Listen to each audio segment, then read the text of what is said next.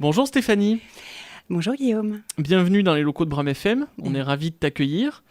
Tu es à l'origine d'un projet qui est tout à fait intéressant, c'est pour ça qu'on a jugé utile de t'inviter. Toi et Nicolas d'ailleurs, ton ami, ton mari, je ne sais pas, Oui, mon compagnon. ton compagnon. Vous avez décidé de créer un site qui s'appelle Un Toit d'Histoire, Toit T-O-I-T.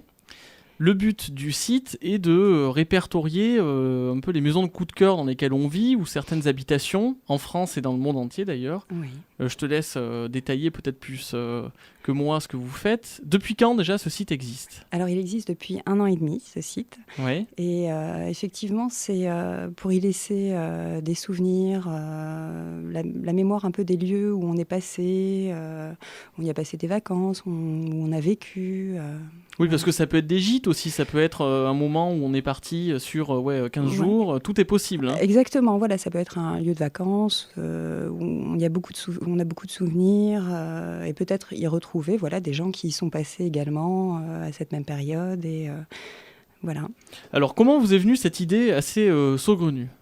Cette idée nous est venue en fait des photos de l'époque, d'il y a une centaine d'années, où on voyait des artisans ou des gens qui posaient devant leur maison avec leur famille. Ouais. Et on s'est dit, tiens, pourquoi ne pas faire ça dans notre village, à Estiveau, et en faire une exposition.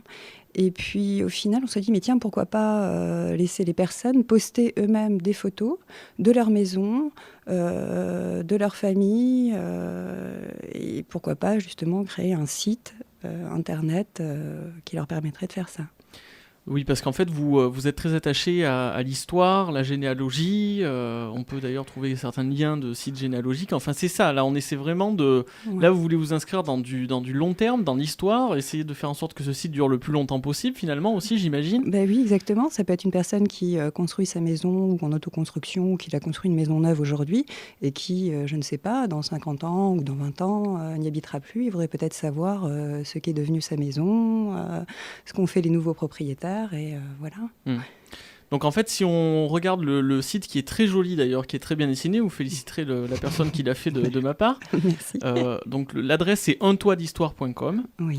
On peut justement, donc on a une carte de la France qui est regroupée comme les zones téléphoniques 01, 2, 3, 4, 5, Voilà. c'est ça ? Ouais. Donc on peut cliquer ou alors on peut carrément directement taper le nom de la ville ou on peut chercher par type d'habitation. Enfin, il y a tout un tas de fonctions possibles Oui. pour pouvoir justement se balader, voir des belles maisons avec des photos intérieures, extérieures, etc.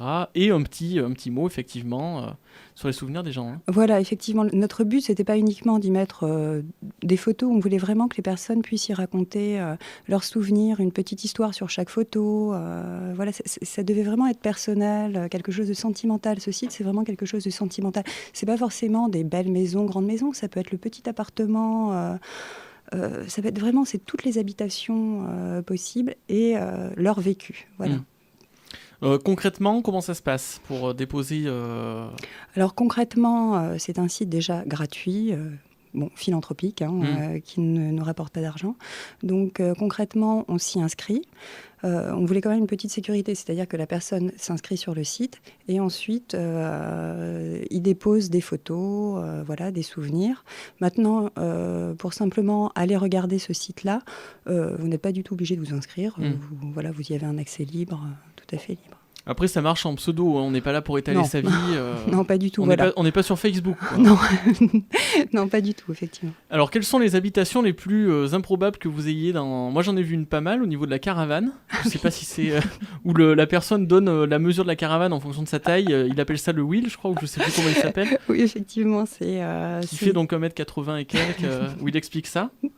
Oui, c'est un couple qui construisait sa maison et qui, pendant toute la construction de sa maison, enfin la rénovation, a vécu dans une petite caravane et a voulu y mettre effectivement les souvenirs dans cette caravane-là. Il se dit, tiens, plus tard, quand notre maison sera belle, grande et que nos enfants auront grandi, ça les intéressera de savoir que leurs parents ont vécu dans une petite caravane pendant quelques mois. Et il y a même des habitations donc ouvertes sur le... Là, on sort de la France. Hein. Ça peut être... Il y en a en Allemagne, on peut le faire n'importe où. Oui, voilà, en Allemagne, en Belgique.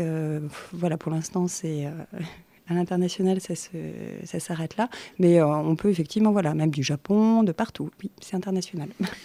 Vous avez un appel, tu as un appel à lancer peut-être par rapport aux gens? Oh bah oui, j'ai un appel à lancer. C'est qui ne s'est pas demandé qui a vécu dans cette maison avant lui.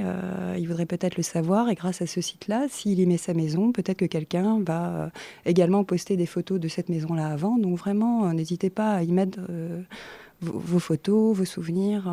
Voilà, c'est vraiment un appel à cette ouverture-là. Eh bien, il faut que ça devienne un réflexe, un toit d'histoire maintenant. Exactement. Dès qu'on emménage quelque part, voilà. on y va, quoi.